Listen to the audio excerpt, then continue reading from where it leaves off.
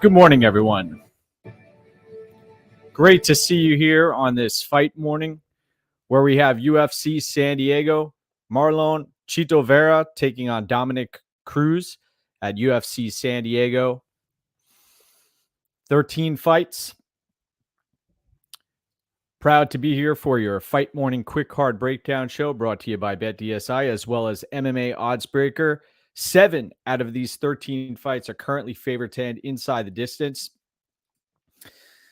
Starting off with the first bout of the day. By the way, fights start at 4 o'clock on the East Coast. Youssef Zalal making the trip down to bantamweight for the first time in his career, taking on Zalal-Blackshear, who is coming in here on 10 days' notice, a fighter who has a lot of experience, over some well-known names in the mixed martial arts world. Blackshear, well-rounded, spent some time in the CFFC. I like a lot of what he has to offer as far as his ability to change levels, to be somewhat unpredictable. This bout and this event takes place in the larger octagon, which means Youssef Zalal, who's riding a 3-fight losing streak here, will have more room to stay evasive, to show off his takedown defense. Blackshear could come in here and cause Zalal some fits early, though if you ask me, this is a live betting opportunity, especially if this fight gets to the second or third round. Zalal, Factory X is going to help him out as far as cardio. Not much time to game plan here, to change up a game plan in 10 days. But Zalal is going to be the pick here at minus 140. Blackshear has been waiting for this opportunity for a while. He is a worthy opponent, so I'm going to be staying away from this fight from a betting perspective. Zalal is going to be the pick with his back up against the wall, riding the 3-fight losing streak. And I believe his length and his takedown defense is going to be what separates the meat from the bone here. So second fight of the night, Jason Witt coming in at 180 pounds. This is a catch weight fight, taking on Witt-Quinlan, who he had traces of that sauce in his system, and it ended up moving this bout to the next event. That's why we're here. Multiple weight cuts still for Jason Witt, who is a fighter who really tries to get as much of a advantage on the scales as he can, and then hydrating afterwards.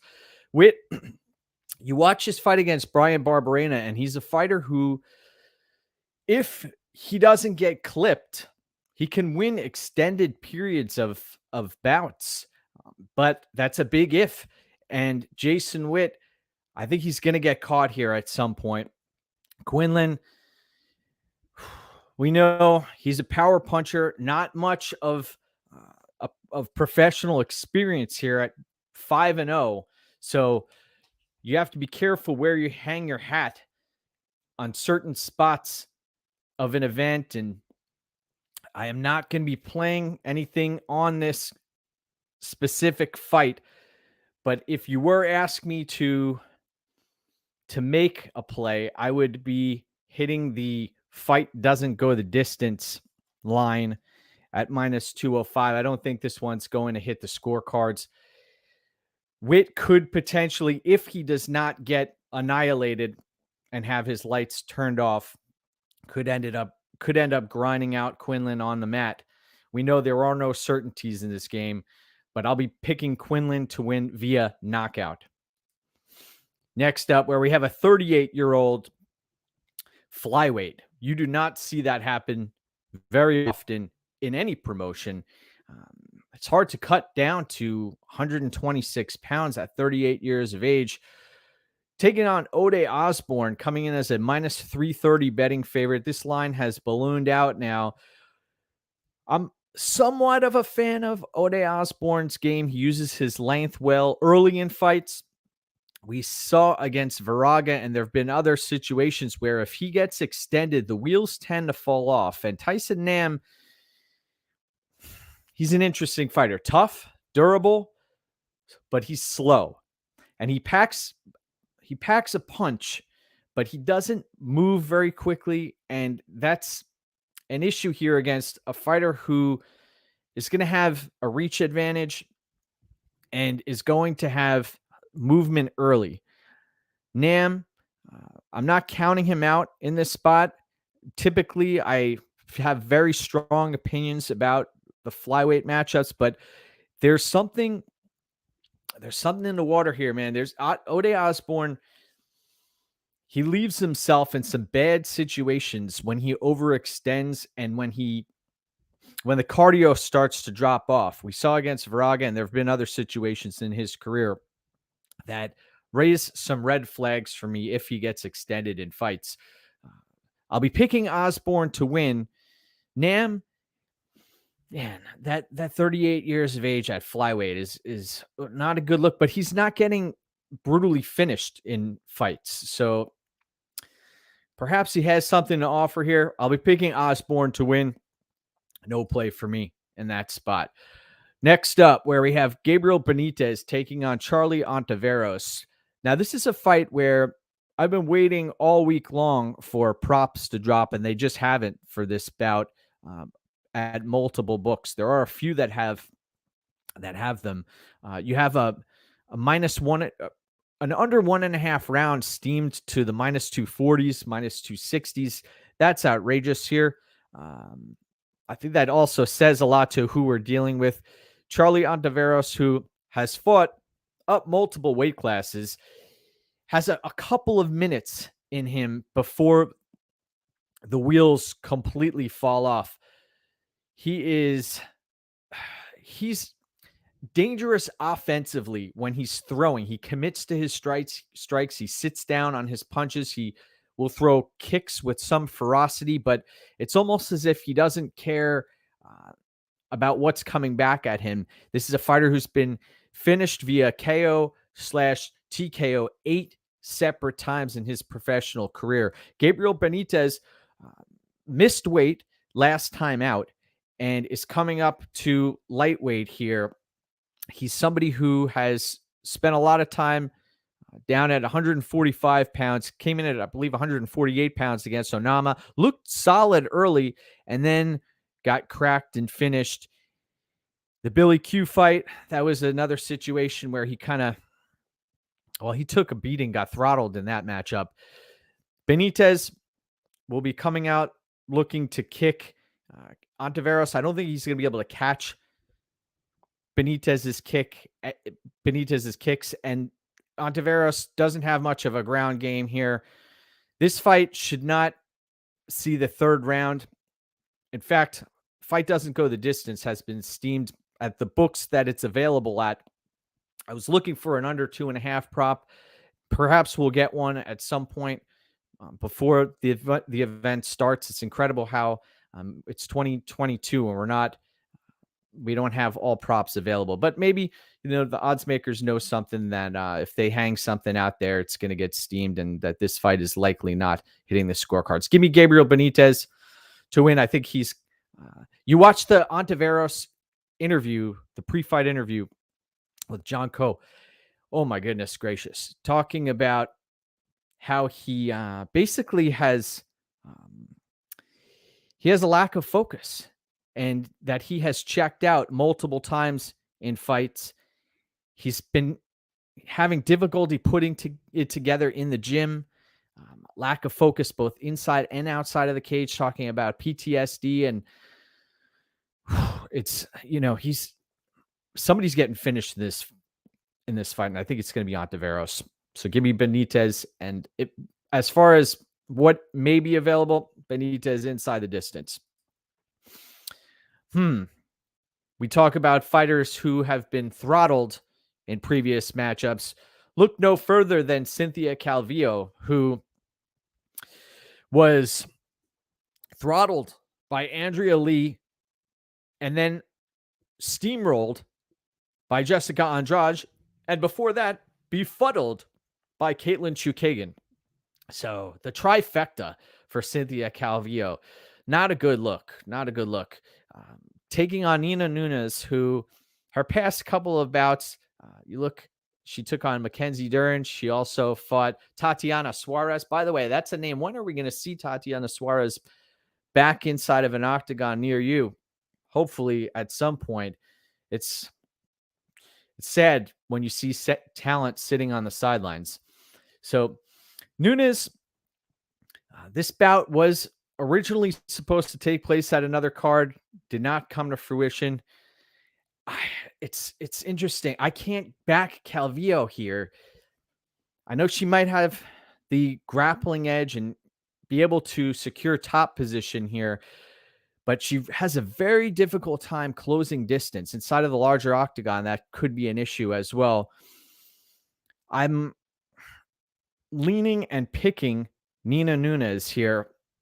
And this is one of those women's mixed martial arts fights where it's almost like, what have you done for me lately? And from fight to fight, we see some shifts in momentum. But Calvillo, it's been a horrific look lately for her. It doesn't get much worse than what happened against Andrea Lee. You're not supposed to get to quit on the stool between rounds like that. Oh, goodness gracious. Evan, great to see you. Good morning. It's fight morning. A pleasure to be here. Yes, I've got the coffee right here, ready to go.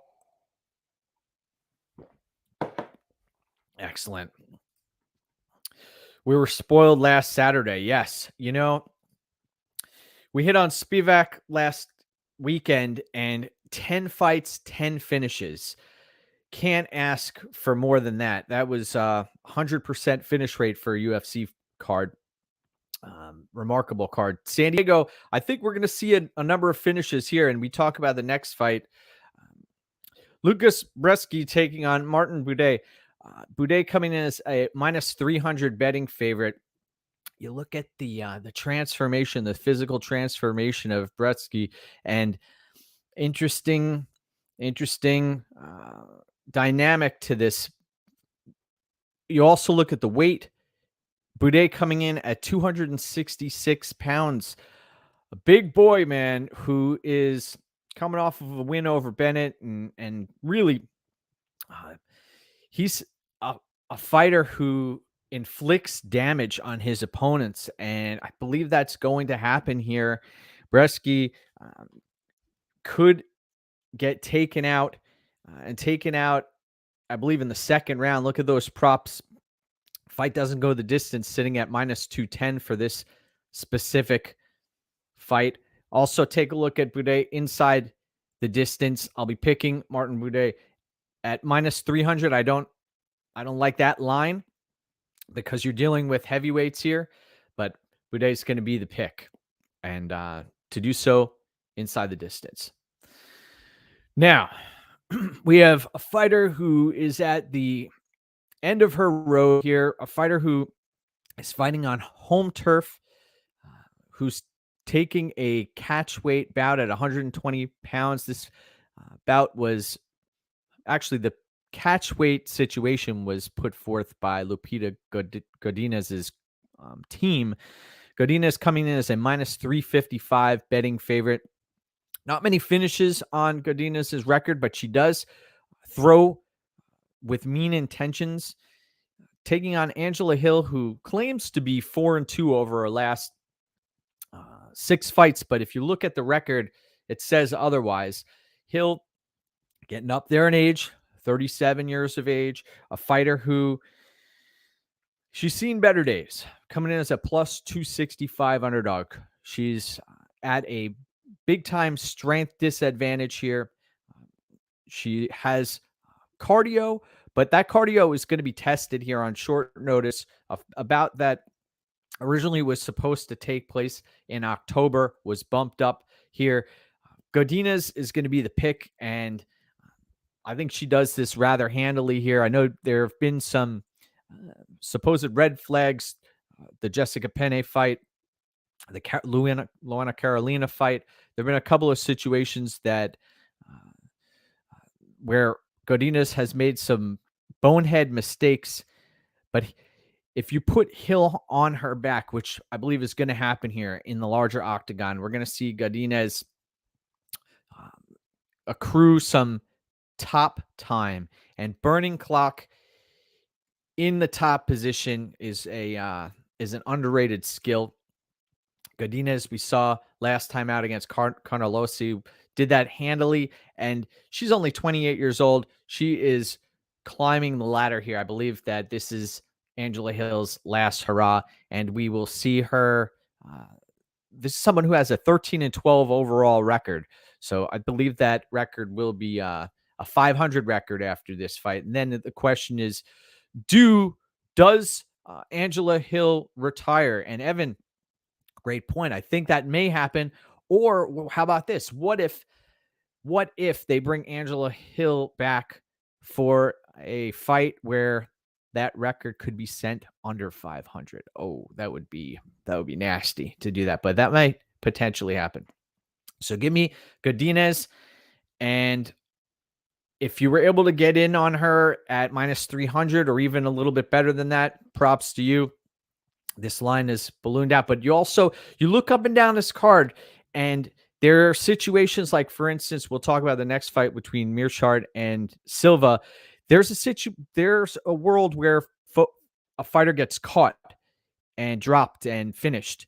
I don't see that happening to Godinez here. So one thing that could happen, though, is you have suspect judging in all areas of the universe. And I don't think Hill is going to do enough to warrant a victory here. She does have a reach advantage. That's one thing she has going for her, but she should be on her back early and often. Next up, where we had Gerald Meerschaert, GM3, taking on Bruno Silva. Bruno Silva coming in as a -290 betting favorite. Gerald Meerschaert +225. Interesting spot. A lot of people falling in love with Bruno Silva after his win over Alex Pereira, but I think this line and this situation speaks to Meerschaert being a bit chinny at this stage in his career. Silva, he can get taken down. He can get controlled on the mat. You look at the stare down. Bruno Silva should come out here fairly aggressive. Meerschaert is going to try to stay evasive, and then once Silva overextends on something, capitalize and take opportunistic either takedown or transition. If he's able to catch a neck, Meerschaert's always live for a submission, but we also need to be real here. This is a massive mismatch on the feet. If this plays out on the feet primarily, Bruno Silva is a very dangerous striker and has the ability to put just about anybody's lights out at this weight class. So give me Bruno Silva. I've seen the KO TKO line hung around -134-ish at some books. I think that's a better play than taking Bruno Silva straight. I think that's a situation where you're playing with fire. And if Silva gets extended, we've seen it doesn't look that pretty. Andrew Sanchez ran out of gas, but Sanchez was having his way with Bruno Silva at times. Yes, we were at the Jimmy Buffett concert recently, taking in a tremendous show. Yes, Alex Pereira is different than Gerald Meerschaert. I can attest to that. Good morning, Liam. Great to see you, sir. It's a pleasure to have you. Bruno Silva, rightful favorite here. I'll be picking him to win, but I like the KO TKO line. I believe that's the much better play than to play this straight or parlay it. Now, women's mixed martial arts, volatility up next, where we have Ariane Lipski, who missed weight by a wide margin last week, taking on Brzeski-Cachoeira. Cachoeira coming in as a plus 155 underdog here. You know what you're going to get out of Cachoeira. She'll lose to the much more technical grappler, ground fighter. She is zombie-esque in her approach, will spam the same strike multiple times until it's effective. And if it's effective, like we saw against Kim, she'll just continue doing it. And it's up to her opponent to capitalize on those mental errors. We've seen against many opponents, Cachoeira get out positioned. Technically, she runs into some issues where she can't just use her brute strength to overcome adversity, and she'll fight tooth and nail. She'll cheat to get ahead.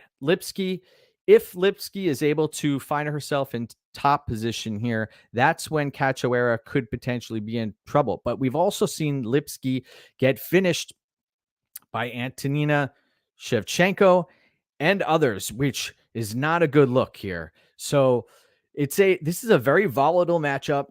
I would not be laying minus 195 or minus 200 on Lipski here. I believe somebody is likely getting finished in this bout, especially considering multiple weight cuts. Interesting, though. I believe this fight, this fight takes place at bantamweight. So I'll be leaning and picking the underdog in this spot. This is one of those situations where women's mixed martial arts, you could run the tape back as many times as you'd like, but it seems as there's much more volatility in women's mixed martial arts. Let's see, Evan, curious line movement. Yes. You watch the first iteration of the bouts and the first booking, and then the odds makers get a view of where the action's being placed and they make changes. It happens often. Now, interesting fight here where we have the much better athlete, the guy with the better gas tank, the guy with the better wrestling, Devin Clark, taking on Azamat Murzakanov. Murzakanov coming in as a minus 160 betting favorite, a fighter who has heavy hands, who is steady as he goes out there. Someone who, if he's able to land on you, could put your lights out. And Devin Clark, we've seen him in many matchups succumb to not the most devastating strikers. Alexander Rakic, that knockout loss was brutal. You look at Clark was in some big trouble there on the stool after the fight, trying to regain consciousness. Ryan Spann put him in some tough positions. We've seen Anthony Smith basically ragdoll Devin Clark. Ion Kudalaba was another situation. So you're dealing with somewhat of a glass cannon here in Devin Clark. He could, if he doesn't get clipped, similar to the Jason Witt experience, except you're getting a plus 230 on Jason Witt. Now you're getting a plus 130 on Devin Clark. Azamat Murzakanov, we saw in the Chukwi fight that he could come out and lose a couple of rounds here and then land something. And it only takes one at this weight class. It only takes one. So I understand the love for Devin Clark. I'm personally not playing it myself, but I understand the path to victory. And also, he's going to have to secure these takedowns and then hold Murzakanov and accrue some serious top time. to get this win, and also avoid getting clipped. That's an issue in this game, especially when you've been chin checked multiple times. So give me Murzakanov here, but I understand. I understand what you're talking about. Yes, Devin Clark. My gosh, yes, he did. That was something. You bring up a great point, DJX, that there was a huge discrepancy in size. And you look at Murzakanov, he was supposed to fight Jared Vanderaa. That's a fight that got pulled from a card. I would have liked to see that play out. He does seem undersized for that division. All right. So now we have an undefeated, unblemished fighter, Mexican fighter, Yasmin Jauregui, coming in as a -210 betting favorite. Somebody who is, I like what I see as far as the hands go. But Jauregui hasn't faced much adversity with an 8-0 overall record, taking on Jauregui-Lucindo, who's coming in as a +170 underdog. Lucindo has been finished 3 times in her career. Somebody who has a lot of experience for only 20 years of age. It's interesting. You watch some of her fights, and I am... Oh, wow. Look at this. Dirtworm says Angela over the hill. But you know, you get back to this fight here where I wonder how this fight ended up on the main card. I mean, it's 115-pound bout. Should be an action-packed women's mixed martial arts fight, but there are much better bouts that could have ended up on this main card. I would have even put it Benitez and Ontiveros up here so that folks could get the bloodlust going. Jauregui -210 at the betting window. There's a potential here for her to meet some adversity inside the cage for the first time. I am not going out of my way to lay -210 on an 8-0 fighter with limited experience on the grand stage. I'll be picking Jauregui to win, but I do not trust either fighter in this situation. Both of these fighters have most of their wins via knockout or TKO. Sergio, great points. Betting women's fights is a good way to go broke, because you do see sometimes the physicality is the difference maker. Somebody who, how many times have you seen a head and arm throw be effective in women's mixed martial arts? How about when male fighters are fighting at 135 pounds? How often do you see a head and arm throw effective?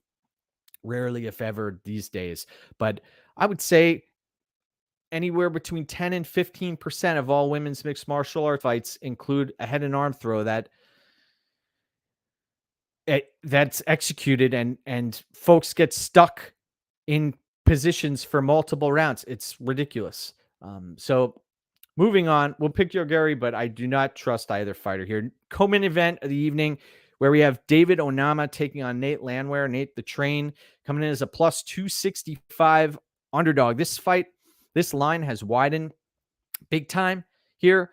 Onama under the tutelage of James Krause. When James Krause is at the controls, by the way, how about Brandon Moreno a couple of cards ago fighting that tremendous game plan? Great look. Onama, tremendous athlete, has the length here. Although he is still raw, let's be honest. You watch Onama out there, there are moments in fights where he runs into some difficulty and can get popped. And even in his last bout, where he was a massive favorite, it did not look as pretty as it could have. These are not flawless victories. And against Nate Landwehr, he's a blood and guts fighter out of M1 who came over here and then got his block knocked off against Herbert Burns and Juicy J. By the way, Juicy J, one of my favorite fighters, blood and guts, will fight hard for your money as long as he's conscious. And got put out by Nate Landwehr. Or Nate Landwehr was able to... Nate Landwehr got destroyed against Erosa. And in this specific instance, I don't think this fight is going the distance. I think there will be too many pops on the button here. Nate Landwehr is a fighter who is in his mid-30s now. I know he changed camps and has seen some success recently. The Ludovic Klein fight was one of these situations where he put on a grappling display, and, you know, Ludovic Klein and Mason Jones, I'm befuddled by their approach and also the trajectory of their respective careers. Landwehr, he's still, I'm going to say we know who he is. He wants a war, especially in front of fans here. I believe that they are going to draw it out of him. You watch the Elkins fight. Onama inside the distance is going to be the play for me. I think that he's going to end up cracking Landwehr and taking him out. We've seen if Herbert Burns and Juicy J are able to take you out, I believe that's going to happen. Now, interesting. If Nate can avoid getting flatlined in the first minute, yes. And once he gets going, that's the thing. I would say if you're,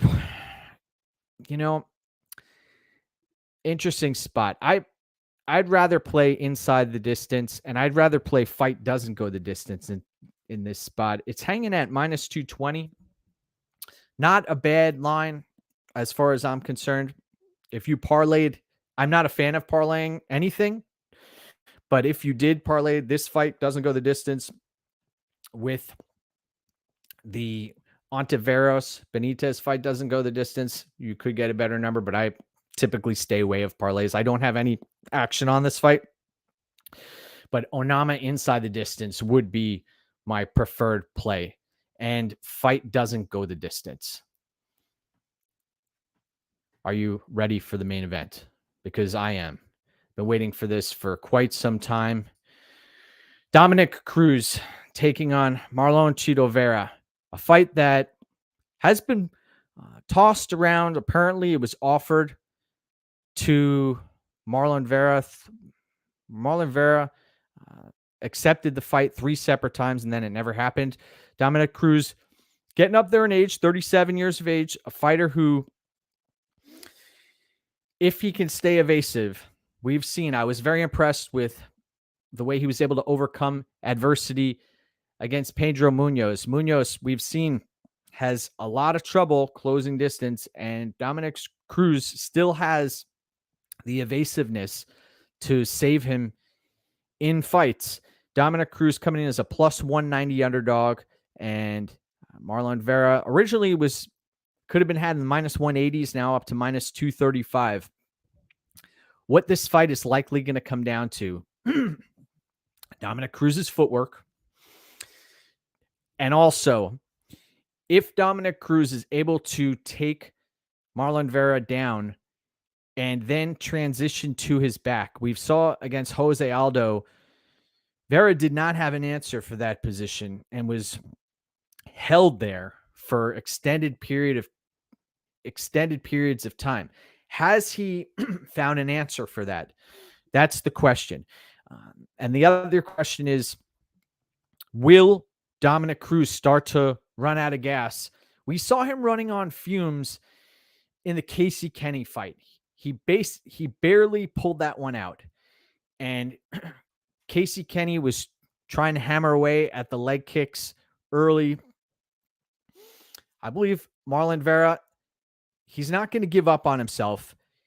He may get frustrated during certain points of this fight. It's amazing how you watch the pre-fight interviews, how they both of these guys were chatting away with the face-to-face interview.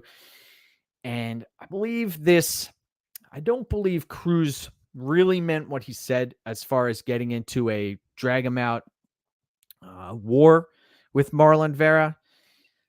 He's going to likely play the matador here and look for Vera to try to stalk him and then stay evasive, stick and move, and do what's basically made Dominick Cruz who he is.